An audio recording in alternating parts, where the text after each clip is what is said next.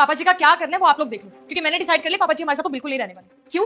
तुम क्यों नहीं रख सकते पापा जी को? क्या वो तुम्हारी जिम्मेदारी नहीं है? और रोशन, वो तेरे भी तो पापा है ना, उन्होंने पाल पोस के तुझे बड़ा किया है और आज तुम दोनों अपनी जिम्मेदारी से पीछे हट रहे हो। देखो भाभी, सिंपल सी बात है, मैं और मेरी पत्नी हम दोनों काम करते हैं, हमारे घर में कोई नहीं रहता, लेकिन आप तो इस घर में रहती हो ना, तो आप पापा क्यों रहती हो? इतना टाइम से पापा इसी घर में तो रह रहे थे ना, अब क्यों दिक्कत हो रही है? और वैसे ही बड़े भाई का फर्ज बनता है कि वो पापा को संभाले, मेरा नहीं। क्यों? क्या पापा जी ने तुझे पढ़ा लिखा के बड़ा नहीं किया है? क्या वो तुझसे प्यार नहीं करते हैं?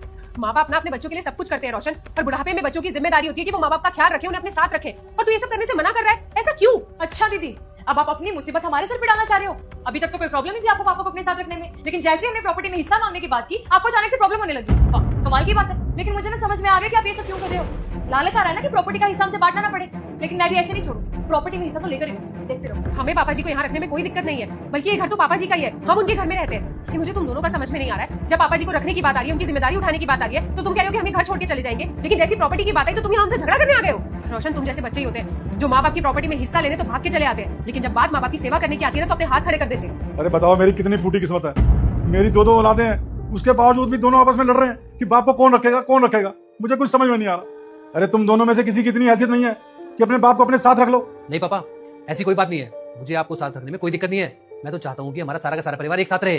रोशन, तू क्या कर रहा है? तू ये अपनी बीवी की बातों में आके हमारे हंसते खेलते परिवार को तोड़ने की कोशिश कर रहा है। ये आपको क्या लगता है कि मैं परिवार तोड़ने की बात करता हूँ? पूछे भाभी से, अपने ही घर में मेरी बीवी नौकरानी की जिंदगी जी रही है। क्यों?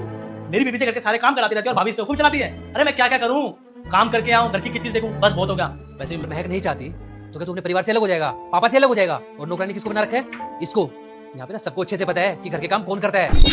तेरी भाभी घर के सारे काम करती है, आज तक कुछ नहीं बोला उसने। क्यों? क्योंकि वो इस घर को अपना परिवार मानती है, और ये घर इसका भी तो है ना। अगर थोड़े बहुत काम कर लेगी तो क्या चला जाएगा इसका? लेकिन सबको पता है कोई काम नहीं करती घर में, इसी की वजह से कलेश होते हैं। जेठ जी, आप तो बोलिए ही मत। आपको तो हमेशा से यही लगता है कि आपकी बीवी जो करती है वो सही है और दूसरे जो करते हैं वो गलत है, और अपनी बीवी सही लगेगी भी क्यों नहीं? जोर के गुलाम जो आप। हाँ, क्योंकि उन्हें बहुत अच्छे से पता है महक कि मैं हमेशा इस घर को जोड़ने की बातें करती हूँ और तुम हमेशा तोड़ने की।